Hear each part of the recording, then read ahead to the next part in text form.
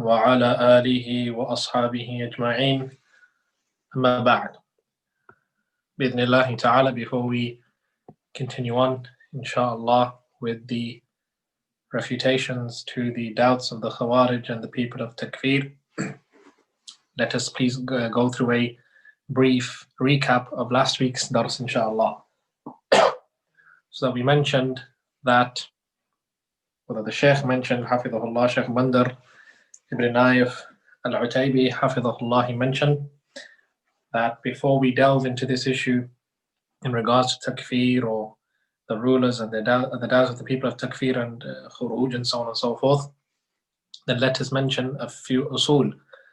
And from the first usuls that the Shaykh mentioned, Hafidhahullah, was the asl of at-tathabbut, verification, that we verify our khabar, our information and our news. Just like Allah subhanahu wa ta'ala, He mentioned, إن جاءكم فاسق بنبأ فتبينوا أن تصيبوا قوما بجهالة فتصبحوا على ما فعلتم نادمين. The Shaykh, Hafidhahullah, he mentioned that if anybody comes with any khabar, whether it's regarding the ruler or not, this khabar, this information, you must make tathabbut, yani verification, you should clarify.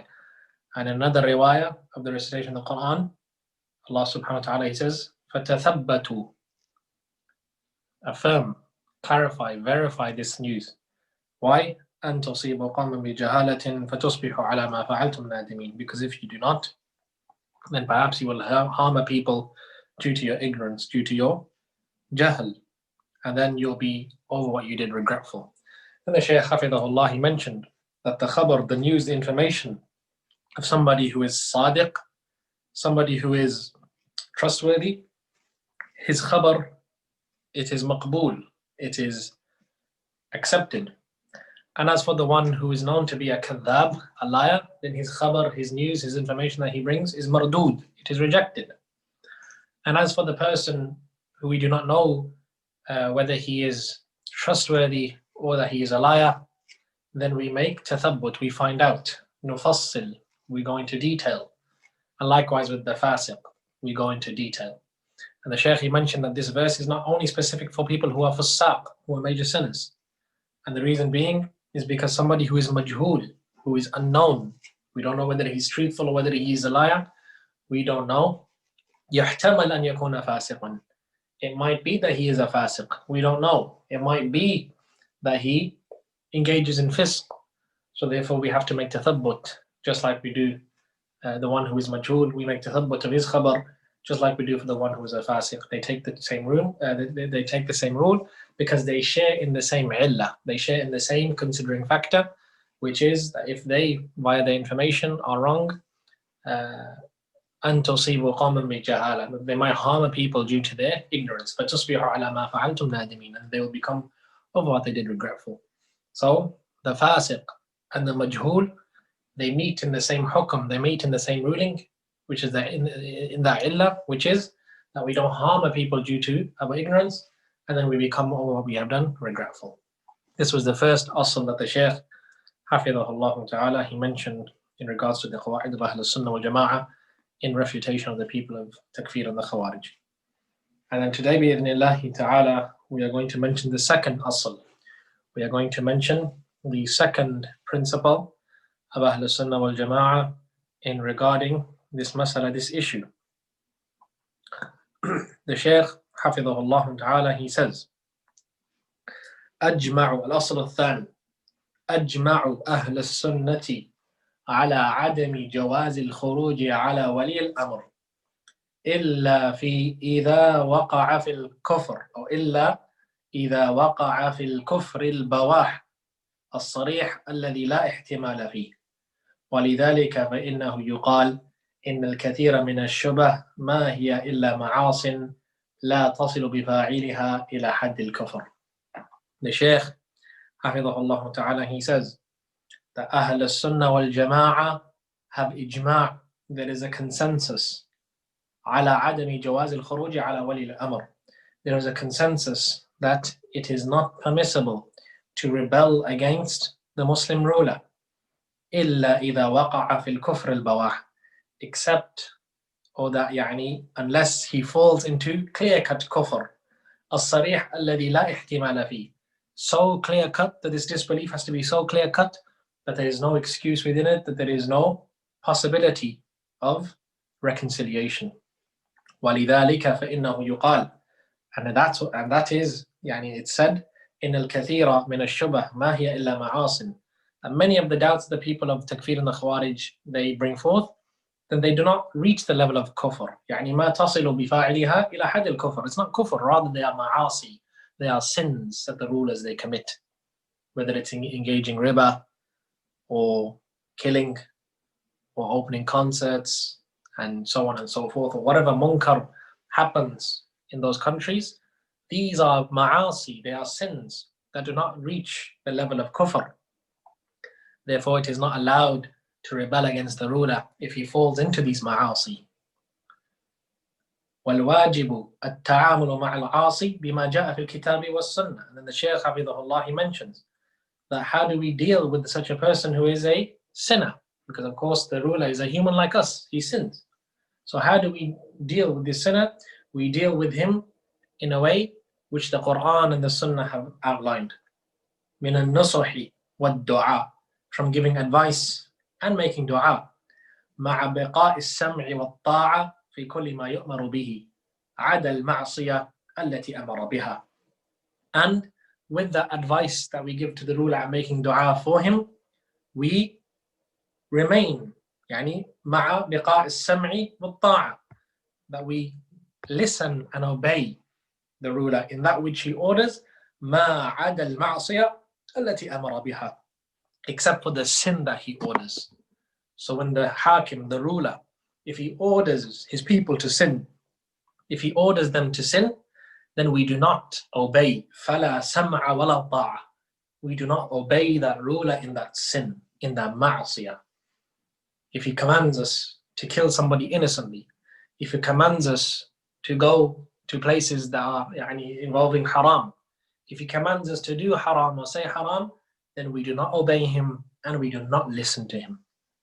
The Prophet ﷺ, he said, لا طاعة لمخلوق في معصية الخالق.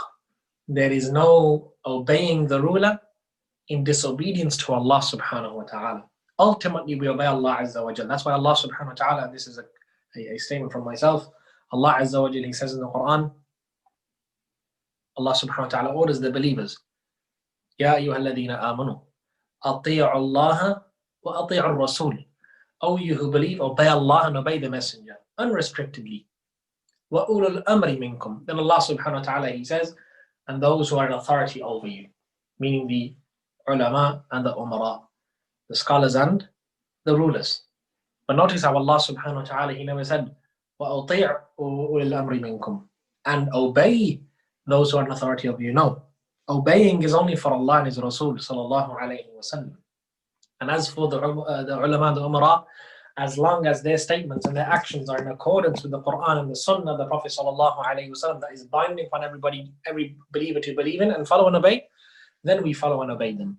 However, if they disobey Allah and His Messenger alayhi salatu wasalam, then there is no sama', there is no listening to them, wala ta'a, there is no obeying them. Because there is no obeying and listening to the creation if there is disobedience to the Creator, Allah subhanahu wa ta'ala.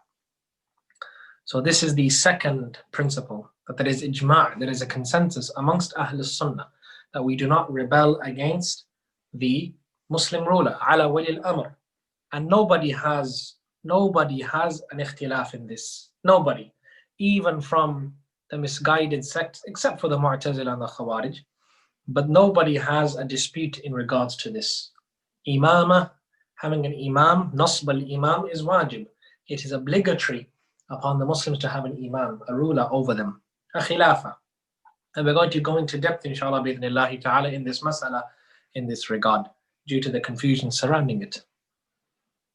But to make a point, that there is ijma' of Ahl Sunnah. When we say ijma', there's consensus. Now, a person might say that there is no ijma', but rather there is ikhtilaf. That the scholars, the ulama, they had ikhtilaf in this issue. There's no ijma' in this issue, there's ikhtilaf.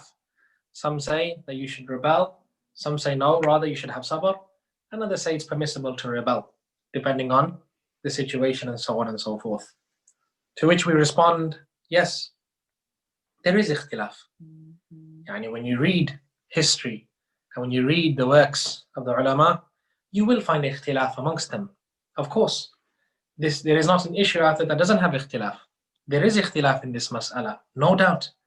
Whoever says that there is no ikhtilaf, then he doesn't know what he's talking about. There is ikhtilaf in this issue of rebelling against the Muslim ruler. But likewise, there's also ikhtilaf regarding the asma and the sifat of Allah subhanahu wa ta'ala. There's ikhtilaf between Ahl Sunnah and the Asha'ira regarding asma wa sifat. There's ikhtilaf between Ahl Sunnah and the Mu'tazila regarding many masail of i'tiqad. There's ikhtilaf between Ahl Sunnah and the Sufiyya in regards to masail of tawheed and shirk. Of course there's ikhtilaf. Nobody's denying that. But when we say ikhtilaf within Ahl Sunnah, فَمُسْتَحِيل, then no, there is no ikhtilaf within Ahl Sunnah wal Jama'ah in regards to this mas'ala.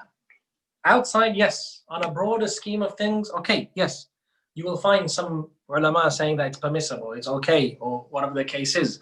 But within Ahl Sunnah wal Jama'ah, amongst the ranks of Ahl Sunnah, those who hold onto the usul of the Salaf as-Salih rahimahumullah ta'ala, then there is no ikhtilaf in regards to this issue from what we have researched, or I've researched in my humble opinion, and bi'idhnillahi ta'ala, what we read in the works of the ulama also. And we will present that today bi'idhnillah, just a bit, and we will present it in the forthcoming lessons inshallah. This principle that there is ijma' regarding khuruj, that we should not make khuruj against the hukam, bi'idhnillahi ta'ala, we want to spend a few lessons on it. We're going to read the kalam of the Shaykh, and then after that, bi'idhnillah, next week, we will expand upon this topic before we move any further in the book, bi'idhnillahi ta'ala. Even if it takes 1 or 2 or 3 halaqat, inshallah, we are going to mention this mas'ala, this issue, in some depth, bi'idhnillah. So to return back to what we were saying, that no, within Ahl Sunnah, there is no ikhtilaf in this issue. As for the other ulama and other firaq, then yes, of course. Likewise, for example, in regards to asma wa sifat, is there ijma' regarding asma wa sifat in the ummah? No, because the Asha'ira don't agree with Ahl Sunnah, neither the Maturidiyya, or the Mu'tazila, or the Jahmiyya, or the Qadariyya, or the Murji'ah, or the Qaramita, or any other deviant sect there is out there. They don't agree with Ahl Sunnah in the bab of asma wa sifat. So what is this issue of khuruj? Is it less than asma wa sifat? Of course not. It's from the usul of Ahl Sunnah. And that's another point as well, that when you read the works of Ahl Sunnah from the Salaf, you will always read them mentioning this point and repeating it often. As-sam'u wa-ta'a, as-sam'u wa-ta'a. Hearing and obeying. Hearing and obeying. Ma lam yakun ma'siyah. As long as the ruler does not order you to do sin, then you must listen and obey. وَلَا تَنْزِعُ يَدًا مِنْ طَاعَةٍ. And you do not remove your hand from obedience. وَلَا نَرَى الْخُرُوجَ عَلَىٰ أَئِمَّتِنَا وَلَوْ وَإِنْ جَارُوا. We don't see rebellion as something to do against our rulers, even if they are oppressive. These are mudawwana, written in the books of usul and i'tiqad. And inshallah, bidhnillah, in the next few lessons, we're going to quote from them, inshallah, and give the understanding of the Salaf in regards to them. And yet, me personally, I have not come across a book from the works of the Salaf, rahimahumullah, any one of them mentioning in their abwab of i'tiqad, mentioning in their books of i'tiqad. Now, one of them have I ever said, or have I ever read that they said it is yajuz, permissible to rebel against the Muslim ruler. Not once have I read from the books of i'tiqad that it's an ikhtilafi issue. Rather, the opposite is what we find. Yes, in the books of history, tarikh, or in the books of rijal, or in the books of perhaps even tafsir, or whatever the case is, but mostly in the books of tarikh and rijal and hadith studies and so on and so forth, in the books of the masanid and whatnot, you will find, or even the shuruhat of some of the famous books of hadith, you will find scholars, especially more so later scholars, those who have come 3rd century after, 4th century, you will find them making hikayah of somewhat of an ikhtilaf. They might say that so-and-so used to believe in khuruj, or so-and-so did khuruj from the Salaf al-Salih. But they did not establish it as a point of i'tiqad or belief. They did not establish it as a point of aqidah, even though they might have said that Ahl al-Sunnah believe in this and there was ikhtilaf amongst them. We will inshallah bi'idhnillahi ta'ala mention these statements in their contexts and what is meant by them. The Shaykh, حفظه الله ta'ala, he mentions, as we proceed in the book, he says, قال النووي رحمه الله, Imam al-Nawawi رحمه الله says, وأما الخروج عليهم وقتالهم فحرام بإجماع المسلمين وإن كانوا فسقة ظالمين وقد تظاهرت الأحاديث على ما ذكرته وأجمع أهل السنة أنه لا ينعزل السلطان بفسق أو بالفسق. شرح صحيح Muslim, volume number 11 to 12, page 432, under the hadith number 4748. 4748. So Imam Nawawi rahimahullah here, he's saying that as regarding khuruj, as for khuruj against them, meaning the rulers, and fighting them, فَحَرَامٌ بِإِجْمَاعِ الْمُسْلِمِينَ, it is haram, it is prohibited by consensus of all the Muslims. وَإِنْ كَانُوا فَسَقَةً ظَالِمِينَ, even if they were rebellious sinners and oppressors. وَقَدْ تَظَاهَرَتِ الْأَحَادِيثُ عَلَى مَا ذَكَرْتُهُ, and many hadith are clear in what I have mentioned. And Ahl Sunnah wal Jama'ah have ijma' that the sultan, that the ruler, he is not removed due to his fisq, due to his sinning. Now, this is the kalam of Imam Nawawi rahimahullah ta'ala regarding this mas'ala. Some people, and this statement is from myself, some people, they might find this troublesome, or they might find this, they might not agree with this, because they'll say, well, there is fihi nadar, there is nadar, there is, that's the opinion of Nawawi rahimahullah. Just because he said there is ijma' doesn't mean that there is ijma'. And of course, the word ijma', it means consensus. But the people of fiqh, when they say ijma', they mean one thing. And when the ulama talk about ijma' in aqidah, that's something else. Ijma' in aqidah is that which has adilla backed by it. It has evidence from the Quran and the Sunnah. That's why Imam Nawawi rahimahullah, pay attention to what he says. وَقَدْ تَظَاهَرَتَ الْأَحَادِيثُ, there is evidence عَلَى مَا ذَكَرْتُهُ, upon what I said. So when they are talking about ijma' and aqidah, what they are referring to is that which has daleel and evidence from the Book of Allah and the Sunnah, and that which the Salaf rahimahumullah explained. And very clearly we will see, inshallah, as the lessons come, many of them mentioned in their books of i'tiqad, this is from the usul of Ahl Sunnah, that we don't rebel, even if they are oppressive. And we will mention that, inshallah, not because they agreed to it because they wanted to, no, because of what the evidence suggests. So all of this mas'ala, this issue, مداره على الدليل, it is based upon evidence, not because it's an opinion and it is ikhtilaf in it. No, there is no hadith from the Messenger of Allah alayhi salatu wasalam commanding the people to fight against the ruler if he is oppressive, for example, or if he is a fasiq. The only hadith where the Messenger of Allah alayhi salatu wasalam allowed it was where he said sallallahu alayhi wasallam, إِلَّا أَن تَرَوْا كُفْرًا بَوَاحٍ, unless you see clear-cut kufr, a dalil from Allah Azza wa Jal, something which is burhanun, clear-cut, that you see that this person, this hakim has fallen, his ruler has fallen into kufr akbar, clear-cut, there is no ihtimal, no possibilities of an excuse for him, then if one is able to, he rebels. Or if he does not establish the prayer. The Sahaba radiallahu anhum asked the Messenger of Allah alayhi salatu wasalam in regards to those rulers, should we not fight them? أَفَلَا نُقَاتِلُهُمْ يَا رَسُولَ اللَّهِ sallallahu alayhi wasallam. He said, لَا مَا صَلُّوا, no, as long as they pray.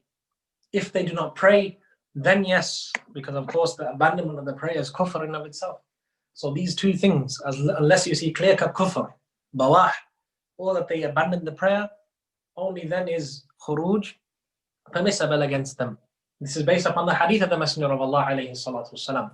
Other than this, then I know of no evidence from Allah or His Messenger sallallahu alayhi wasallam commanding us or showing the recommendation of removing the hakim from his position due to his dhulm or his fisq and so on and so forth. And this position that we are talking about here is a legitimate position. Nobody can criticize it. Even if we were to say, for the argument's sake, there's an ikhtilaf. Because some people, they say that I don't believe in khuruj, I just think that sabr is awla, you should have sabr, but if you do khuruj, then there's no problem. There's ikhtilaf in regards to the issue. This is what we're talking about. And of course, we're going to mention, inshallah, the ruling regarding such a person. Is he a Khariji? Is he not a Khariji? Is he mistaken? Is he muta'awwil? And so on and so forth. Because not everybody, and this is another point to be mentioned as well, not everybody who makes khuruj is a Khariji. Or not everybody who makes khuruj is a mubtadi' straight away. No. Ahlul Sunnah wal Jama'ah do not work like that. Yes, there are itlaqat from the ulama, there are statements from the scholar that whoever does this, whoever does that, whoever does khuruj, then he is a Khariji, or he is this and that, and so on and so forth. But these statements must be contextualized. They must be put in their proper place. We must analyze the situation at hand.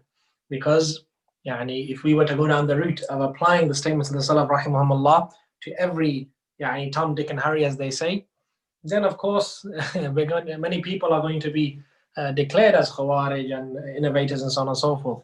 But ala kulli hal, that's a different issue regarding the hukm of a person who believes in that opinion. We're going to mention that later on, bi'idhnillahi ta'ala. But one thing I would advise brothers is not to make tasarru'. Do not be fast and quick in making tabdi', or saying such and such is a Khariji, or such and such a person is this and that. No. Rather have tasawwur of the mas'ala. What is your opponent saying? Even though you don't agree with what he is saying, he might be mukhti', wrong, mistaken, and so on and so forth. There might be things that will prevent us from making tabdi' upon him, or saying he's a Khariji, and so on and so forth. And one of the biggest things to stop a person, or putting a hukam on a person, is jahl. If this person is ignorant and he doesn't know what he's talking about, then we can't put a hukam on him unless that we say that he's dal, he's misguided, and he doesn't know what he's talking about. Tayyib. But as an advice to the brothers, that whenever this issue arises of khuruj and other issues similar to it, where tabdi' is necessary, or tadleel, and so on and so forth, that they leave it to the ulama, that they leave it to the scholars and the senior tullab al-ilm. It is not for the layman or even the talib al-ilm to go around declaring people to be Khawarij and innovators and misguided and so on and so forth. It is only for the Ahlul Ilm and the senior students of knowledge. Wallahu a'lam. But in mentioning, going back to the statement of Imam Nawawi rahimahullah ta'ala, he says that he has evidence for this. So when he's making hikayah of ijma', when he's relating this consensus, we would argue he's not wrong. There is ijma' amongst Ahlul Sunnah wal Jama'ah regarding this position. Even though Imam Nawawi rahimahullah, he has mukhalafat, but that's a different issue. But in this issue, he clearly cites ijma'. He sees ijma', and he was from the jurists, the Shafi'iyah, from the greatest jurists of the Shafi'iyah. This was a position that they held. And then he mentions La yan'azil as-sultan sultana bil fisq, that the sultan, the ruler, he's not removed due to his fisq, his major sinning. Another issue a person might bring regarding Imam Nawawi's statement, rahimahullah, after saying that fihi nadhar, there might be nadhar in this, there perhaps there's a difference of opinion, this is the Nawawi's opinion, whatever the case is, that they might say that Imam Nawawi rahimahullah is referring to the Khalifa, the Khalifatul Muslimin. And the Khalifa is, of course, someone who has the Khilafah. Therefore, this statement of Imam Nawawi and these hadith can only be applied to somebody who is from the Khulafa, that is a Khalifa. And this is wrong. Imam Nawawi rahimahullah used the word Sultan here. And as for another fact or another benefit, when the ulama mention the word Khalifa or Amir or Sultan or Hakim, all of these words are synonymous. They are muradifat, they are synonymous. They mean one another.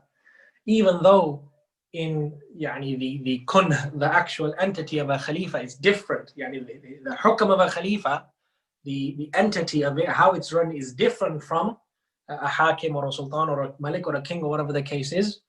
In essence, they all share the same thing, which is a riyasa, or being an imam over a people, that they have the hukm, they have the governance in the land, and so on and so forth. This is what all of them share in, even though their specific styles are different. A king rules by way of his descendancy, if you would, Khalifa, he chooses, or yani Buya'a, he is giving the Pledge of Allegiance. A sultan might be put there by somebody, whatever the case is. Even though that they are different in their jawhar, in their essences, they all share the same base rule, which is that they have governance in the land over the Muslims. And if that is the case, whoever meets that criteria, then he is referred to as the Imam, the Hakim, the Sultan, and so on and so forth. And the ruling applies to him as well. I do not know of any ulama making this distinction, saying that these are hadith, they only apply to the Khalifa and nobody else. It doesn't apply to these rulers today who are involved in X, Y, Z, and so on and so forth. Of course, there are issues. If they are supporters of communism and secularism and democracy and so on and so forth, then of course, la shak wa la raib, this is something which is bad, which we don't agree with. And we ask Allah Azza wa Jalla to guide them, if not replace them with those who are better than them. This is what Ahl Sunnah wal Jama'ah do. And as long as their beliefs do not reach a level of kufr akbar, then there is sama' and ta'a to them, as long as they don't command us to disobey Allah and His Messenger alayhi wa salatu wassalam. As long as they are Muslims, that is the point. So this is another point you mentioned, or another benefit in regards to this speech of Imam Nawawi rahimahullah. Some will say that this was in reference to a Khalifa, and that is not the case. These words with the ulama and the fuqaha are synonymous. They are synonymous. Then the Shaykh hafidhahullah ta'ala, he mentions a statement of Ibn Hajar rahimahullah. And Ibn Hajar rahimahullah says, and he cites قال ابن بطال وفي الحديث حجة على ترك الخروج على السلطان ولو جار. Ibn Hajar rahimahullah cites the statement of Ibn Battal. And Ibn Battal says, and in this hadith there is a hujjah, there is evidence that we should leave off making khuruj against the sultan even if he is oppressive. وقد أجمع الفقهاء على وجوب طاعة السلطان المتغلب والجهاد معه وأن طاعته خير من الخروج عليه. And that the fuqaha, the jurists, have ijma', there is consensus amongst them that they must obey the sultan, the ruler who is mutaghallib, yani who takes the rulership by force, and making jihad with him. وَأَنَّ طَاعَتَهُ خَيْرٌ مِنَ الْخُرُوجِ عَلَيْهِ, and that obeying him is better than making khuruj against him. لِمَا فِي ذَلِكَ مِنْ حُقْنِ الدِّمَاءِ وَتَسْكِينِ الدَّهْمَاءِ, because if one does not obey him, then there will be a lot of spilling of blood and a lot of fitna. وَحُجَّتُهُمْ هَذَا الْخَبْرُ وَغَيْرُهُ مِمَّا يُسَاعِدُهُ. And as for their evidence, then it's this proof that we have, this hadith, these are hadith of the Prophet ﷺ and other things that aid it. وَلَمْ يَسْتَثْنُوا مِنْ ذَلِكَ إِلَّا إِذَا وَقَعَ مِنَ السُّلْطَانِ الْكُفْرَ الصَّرِيحِ. And there is no exception. And this is one of the key points. وَلَمْ يَسْتَثْنُوا مِنْ ذَلِكَ إِلَّا إِذَا وَقَعَ مِنَ السُّلْطَانِ الْكُفْرَ الصَّرِيحِ. There is no exception to removing him or rebelling him, except that he falls into clear-cut kufr. This is mentioned in Fath al-Bari, volume number 13, under hadith number 7054. And now let's look at the words of Ibn Battal. Again, he says at the start, in the hadith, quoting hadith of the Messenger of Allah alayhi salatu wasalam. Why? Because again, this is a point of belief. Yani, in regards to obeying and listening and obeying the Muslim ruler. Okay, this is a command from the Quran and the hadith of the Messenger of Allah alayhi salatu wasalam. He says, وَفِي الْحَدِيثِ حُجَّة. There's a hujjah, it's a proof. So the Imam, this alim here is saying, look, there is a proof within this hadith that we leave off khuruj against the sultan, against the ruler, even if he is oppressive. Even if he is oppressive. Why? Because there is khair in sabr. Allah subhanahu wa ta'ala has commanded us with sabr in many affairs and issues. Likewise, the Messenger of Allah alayhi salatu wasalam, he himself ordered us with sabr when it came to an issue like this in regards to the rulers. And we'll mention this dalil in the next lesson, bi'idhnillahi ta'ala, when we go into a bit of depth. So the Imam Ibn Battal here, he's saying that even if the sultan is unjust, he's a zalim, he's oppressive, then we do not make khuruj against him. Why? Before we answer why, he carried on, he said, there is ijma' amongst the fuqaha, the jurists, that we obey the sultan who has taken the rulership by force, and that we make jihad with him, and that obeying him is better than making khuruj against him. Why? Because if you don't and you make khuruj, there will be what? Spilling of blood. there will be fitna, there will be chaos in the land. And from the qawaid, from the principles and usul of the Sharia is that if there is anything that's going to lead to such bloodshed and lead to such harm, then min bab sadd al-dhari'a, we cut off that. It is obligatory, it becomes wajib that we cut that off. If there is a chance of an uprising or a bloodshed taking place or a bloodbath amongst the Muslim Ummah community of the time, then we do not rebel. It becomes haram to rebel. And this is how the Sharia works with this usul and its principle. And there is no, again, amongst the fuqaha of Ahlul Sunnah, as far as I know, there is no ikhtilaf in regards to this. That if there is an affair regarding the ruler, for example, this is not just the ruler, anything else. If there is an affair that if you rebel against him, it will lead to bloodshed, then your rebelling becomes haram. It is not allowed. And that is why Ahlul Sunnah wal Jama'ah, they made, قرروا ذلك, they established that usul, that principle, that look, it is not allowed al-batta at all. Because of why? The natija, the result of it. And the result of it is worse than your khuruj, than your rebelling. And this is something that history has seen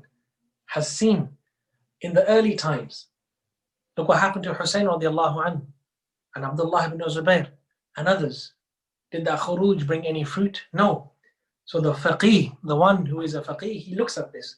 But then a person, he might respond, but well, are you trying to say that Hussein radiallahu and Abdullah Zubayr were wrong and so on and so forth? Didn't they know that it was wrong to make khuruj and so on and so forth? All of this, bi'idhnillahi ta'ala, we will mention in the next lesson and the lessons to come, inshallah. But the point being made here is that look at the reasoning as to why they have made it haram to rebel. Because of the spilling of innocent blood, fitna, chaos. This is more worse than khuruj against the hakim. So in order to stop it, there is no khuruj. It's haram to make khuruj. And then the Shaykh, the Imam, the scholar, he continues, Ibn Battal, he says, وَحُجَّتُهُمْ هَذَا الْخَبَرِ. And the evidence for this is what? Again, going back to the evidence, is the khabar, the hadith of the Messenger of Allah, sallallahu alayhi wasallam, in this regard. وَغَيْرُهُ مِمَّا يُسَاعِدُهُ. And other evidence, not just this one hadith, but there is a plethora of evidences from the Sunnah of the Messenger of Allah alayhi wasallam. There is a plethora of evidences from revelation that prevents us from rebelling against the rulers. وَغَيْرُهُ مِمَّا يُسَاعِدُهُ. And from those things that aid this evidence. And what else aids the khabar? Look what he's saying. وَحُجَّتُهُمْ هَذَا الْخَبْرُ وَغَيْرُهُ مِمَّا يُسَاعِدُهُ. The evidence is the khabar, the revelation, and other than the revelation, مِمَّا يُسَاعِدُهُ, from that which supports this view, that you should not make khuruj against the hakim. There is history that supports this view. Statements of the ulama that support this view. The ara of Ahl Sunnah that support this view. The ara of the Salaf that support this view. The books of i'tiqad and belief that mention in regards to this view. There are many things that support this view, and this view is strong. In fact, it is from the usul of Ahl Sunnah that we will prove bi'idhnillahi ta'ala in the upcoming lessons. Then the Shaykh hafidhahullah ta'ala, he mentions in the book, carrying on in the book, he says, وَمُوَافِقَةً لِهَذَا الْإِجْمَاعِ فَقَدْ قَالَ ابن باز رحمه الله فَإِذَا أَمَرُوا بِمَعْصِيَةٍ فَلَا يُطَاعُونَ فِي الْمَعْصِيَةِ لكن لا يجوز الخروج عليهم بأسبابها. Al-Fatawa, volume 8, verse 202, page 202. Sheikh Abdul Aziz bin Baz rahimahullah agreed with this ijma'. And of course, Ibn Baz rahimahullah, from the great imams of our times. And sometimes people, they might dislike having a present day authority, even though the imam has passed away rahimahullah. They might not like having a present day authority, as if the scholars of the past had more authority. And that's not the case. Yes, scholars of the past have authority, but scholars today also have authority, as long as they cite evidence, as long as what they say and what they preach in terms of usul is in accordance with the scholars of the past. They have the same worth in that sense. So this imam of our times, and this is something, subhanAllah, every generation has a scholar and imam that they go back to, or certain ulama, and our generation is no different. And if there was anyone in our times who knew, in our generation, who knew the Salafi manhaj and the Salafi i'tiqad, then it was this Imam, Shaykh Abdul Aziz bin Baz rahmatullahi alayhi. He said himself that if they, meaning the rulers, if they order you to ma'asiyah, to sin, فَلَا يُطَاعُونَ فِي الْمَعَصِيَةِ, we do not obey them in that sin. If they command you to kill innocent people, we're not going to obey. If they command you to go to music concerts, we're not going to go. If they command you to watch films and cinemas and so on and so forth, we're not going to listen and obey. If they command you with any ma'asiyah, then we do not listen and we do not obey. Our allegiance is only and ultimately and solely to Allah and His Messenger sallallahu alaihi wasallam. And we only obey the ulama and the umara if they obey Allah and His Rasul sallallahu alaihi wasallam. And with this we can understand that the position of Ahlul Sunnah is not one of extreme love in the hukam. No, we don't have that extreme love for the rulers. So a person cannot say that we lick their boots, for example, or that we are subservient to them and that we listen to everything they say. No, that's not the case. In fact, the ulama, the salaf rahimahumullah themselves, they would warn against sitting at the doors of the umara and the salatin. They would warn against that. Not because they hated the rulers and so on and so forth and they incited khuruj, no. But because within that, sitting at the doors of the rulers, fatwa of ulama can be influenced. Or that the umara could influence these scholars. And that's happened in the past. One only has to look at the rule of the Mu'tazila, how the rulers of the time, they made the heads of Ahlul Bid'ah give fatwa against Ahlul Sunnah. So that is why Ahlul Sunnah rahimahumullah, they warned against sitting at their doors, because a person is easily influenced. If somebody gives them money, perhaps they might give a fatwa in their favor, or whatever the case is, they use that knowledge against, for their dunyawi purposes. But all of this mentioning the fact that Ahlul Sunnah, we are not bootlickers. We are not people who are subservient to the rulers, that we jump, when they say jump, we say how high. No. We follow the revelation. We follow the revelation of the Quran and the Sunnah upon the understanding of the Salaf Sahih rahimahumullah. So Shaykh bin Baz rahimahullah, he says that we do not follow them in ma'asiyah. لكن لا يجوز الخروج عليهم بأسبابها. So Shaykh bin Baz rahimahullah, he said, but it is not permissible to rebel against them due to their sins. يعني بأسبابها. That just because they sin and they drink alcohol and they commit riba and so on and so forth, or they fornicate and whatnot, these are not reasons for us to rebel against them. Because why? The Sharia has not made it a reason for us to rebel against them. It cannot be proven otherwise. And the Shaykh حفظه mentions in his book, وقال ابن عثيمين رحمه الله مهما فسق ولاة الأمور لا يجوز الخروج عليهم ولو شربوا الخمر ولو زنوا ولو ظلموا الناس لا يجوز الخروج عليهم شر رياض الصالحين. Shaykh Ibn Uthaymeen rahimahullah in his Sharh Riyadh al-Salihin, volume 4, page 514, he says, and he mentions, no matter what sin that the ruler does, it is not permissible to rebel against him.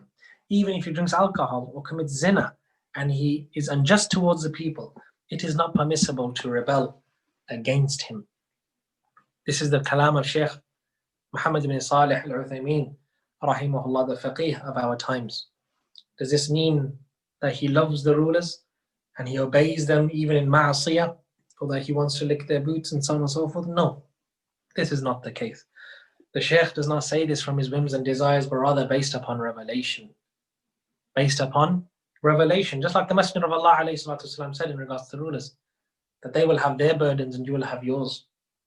Upon us is to keep our duty, follow the usul of Ahlul Sunnah, follow the commandments of Allah in the Quran, and have sabr in that. And inshallah, we're going to mention again in the coming lessons the importance of that sabr and what the ulama said in regards to it when it came to the rulers and so on and so forth.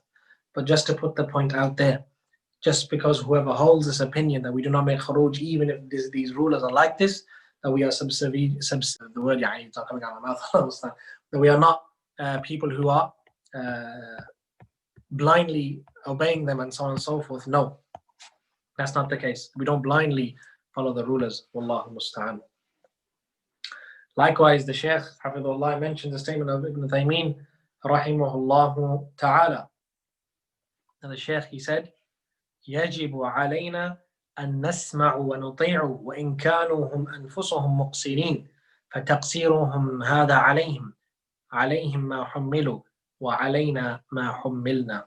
Again in Sharh Riyadh al-Salihin, volume 5, page 269, Shaykh Ibn Taymiyyah, rahimahullah ta'ala, he mentions, he said it is obligatory upon us to listen and obey, even if they fall short, in regards to their rights, in regards to us. فَتَقْصِيرُهُمْ هَذَا عَلَيْهِمْ. So this naqs, this taqsir, this falling short of rights and so on and so forth, it's against them. عَلَيْهِمْ مَا حُمِّلُوا. Upon them is what they will bear the burden of. وَعَلَيْنَا مَا حُمِّلْنَا. And upon us is our burden that we will also hold. So again the Shaykh, rahimahullah ta'ala, emphasizing and showing that, look, we don't make khuruj, even though that they do this dhulm against us, or that they sin against Allah subhanahu wa ta'ala, and so on and so forth. We keep our duty that Allah has ordered us to do. أطيعوا الله وأطيعوا الرسول وأولي الأمر منكم. Obey Allah, obey the Messenger, and those in authority over you. ولا طاعة لمخلوق في معصية الخالق. And we do not obey the creation when they disobey Allah subhanahu wa ta'ala. And then the Shaykh Hafidhullah in his book, he finishes this principle off by stating or citing another statement from Shaykh Ibn Taymiyyah rahimahullah ta'ala, where he says, ليس معنى ذلك أنه إذا أمر بمعصية تسقط طاعته مطلقا، لا، إنما تسقط طاعته في هذا الأمر المعين الذي هو معصية لله، أما ما سوى ذلك فإنه تجب طاعته.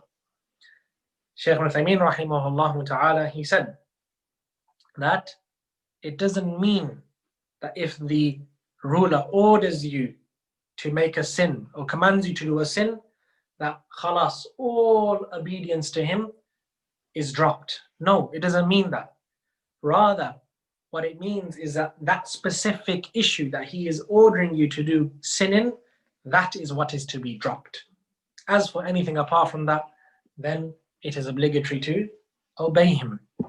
So if the ruler says to you, for example, I want you to go and kill so-and-so is innocent, go kill so-and-so, go kill this innocent soul. Does that mean we don't listen to the ruler ever at all now throughout our whole lives? And say, no, because you ordered me to do this ma'asiyah, this sin here, I have no obedience to you up until the day I die. All of our obedience has been dropped. No, only in that specific issue where he ordered you to kill a person innocently, you say, no, I'm not going to order you, I'm not going to obey you in that, O Sultan, O Amir, O ruler. Anything else, if you order me to do it from sin, I'm not going to obey you. But if you order me to do good, then I will obey you in good. I will pledge my allegiance to you and I will obey you just like Allah subhanahu wa ta'ala has commanded me and the Messenger sallallahu alaihi wasallam has commanded me. But in this specific issue that you are asking, you are asking me to sin against Allah, then I will not obey you in that. This is the reply of the Salafi Sunni. This is how we should act with the Umara. And the Shaykh said, أَمَّا سِوَى ذَلِكَ فَإِنَّهُ تَجِبُ طَاعَتُهُ. Anything apart from this, then you obey the Muslim ruler in that. Not because of who he is, not because of, he is the ruler and khalas, we have to close our eyes and our ears and listen to him. No, because Allah and His Messenger sallallahu alaihi wasallam have ordered us to do that. And that is the only simple reason. The Shaykh, hafidhahullah ta'ala, he finishes off this asl, this principle here, and he moves on into the third asl, the third principle. But we are not going to move on to the third principle because we are going to go more in depth in regards to this mas'ala of khuruj against the hakim. This might take perhaps a lesson or two or even three, Allah knows best. But bi'idhnillahi ta'ala, we are going to continue next week with this mas'ala of khuruj ala al-hakim, rebelling against the Muslim ruler. And that won't be from the book, but rather from ourselves. And inshallah, we are going to explore them next week. Wallahu a'lam. Wa sallallahu wa sallam wa barak ala Sayyidina Muhammad wa ala alihi wa ashabihi ajma'in. Assalamu alaikum wa rahmatullahi wa barakatuh. Before we do end, it was mentioned that if there were questions to be taken, then inshallah the host would send me the questions, and then inshallah I will answer them. And from what I have seen, a brother has had a question that, can you explain how a ruler can be Muslim and communist? Of course, communism, when defined, communism, shuyu'iyya, is from, in its asl, of course, it comes from the kuffar. It's something that Islam has not sanctioned. And if a Muslim adopts their principles, then it depends. This Muslim who adopts, or this ruler, whoever he is, if he adopts such an ideology, does he believe it to be haqq? If he believes it to be the truth, or that he believes it to be something that is better than what Allah subhanahu wa ta'ala has revealed, or he sees it as equal to what Allah has revealed, or he sees it as divine revelation, then la shak wa la rayb, this is kufr akbar. It takes a person out the fold of Islam. A person becomes an apostate if he believes that. If a ruler, whoever he is, a ruler or not, if he believes communism is something that is divinely inspired, if he believes it's at the same level of the Quran or the Sunnah, the hukm, the law of Allah Azza wa Jal, if he believes that it is better, then la shak wa la rayb, this person is a disbeliever, he's a murtad, a kafir. However, if he adopts certain principles of communism in terms of running the state and so on and so forth, and he does not believe them to be divinely inspired, he doesn't believe it to be better than the law of Allah subhanahu wa ta'ala, he doesn't believe it to be equal, but from his own whims and desires, he wants to rule by it or implement it because it benefits him in the dunya and so on and so forth, then the ulama have mentioned that this is a major sin. It is a major sin, but does not take a person out the fold of Islam, because his belief and his mu'taqad in regards to that rule has not changed. He believes that the law of Allah subhanahu wa ta'ala is better than the law, the man-made law and communism that he supports and so on and so forth. But some people, they might say, well, this is a belief, then what about his actions? Actions take you out of Iman as well. But of course, this masala is related to the issue, وَمَنْ لَمْ يَحْكُمْ بِمَا أَنزَلَ اللَّهُ فَأُولَٰئِكَ هُمُ الْكَافِرُونَ. Abdullah ibn Abbas radiallahu anhu, he said, kufrun duna kufr. This is kufr that is less than major kufr, meaning it's minor kufr, unless there is something to show us that this is kufr akbar. This masala in itself, tahkim, or judged by the law of Allah subhanahu wa ta'ala, in and of itself, its origin is kufr asghar, not kufr akbar. Therefore, it can't be said that whoever does it becomes a kafir and so on and so forth. This is another doubt that the people of Takfir and the Khawarij, they bring, that we will inshallah address as we move on further on in the book, bi'idhnillahi ta'ala. There was another question. Is this a true hadith that the Prophet sallallahu alaihi wasallam said, have you heard that there will be leaders who will come after me, who visits them and confirms their lies and supports them in their oppression? He is not mine and I am not his, and he will not come to me at the basin, meaning at the lake. This hadith, is it true? Bi'idhnillahi ta'ala, we're going to address this issue as well as we come on, as we progress in the lessons, bi'idhnillahi ta'ala. I would give an answer, but I want to hold the questioner not in doubt, astaghfirullah, but I will wait, inshallah, to answer this as the following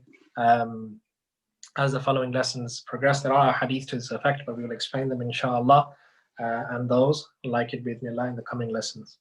And then there was another question where he said, Jazakallahu khairan wa iyyakum. How do we refute the doubt that Daesh take a place by force and ruled by their version of Sharia? They are to be obeyed as they took it by force. In regards to this issue, if, for example, ISIS or the Khawarij or whoever it is, if they do take over the rulership or the leadership of a land and they are now the rulers of it, then what do we do? Is there sama' and the ta'a? And this question should be asked to a mufti, a scholar who is able to answer. But that which we know, and Allah knows best, if you are living in a place where the hukm or the governance has been taken over by such people, then to prevent any fitna and bloodshed and so on and so forth, they are to be obeyed and listened to, but not in ma'asiyah, not in sin.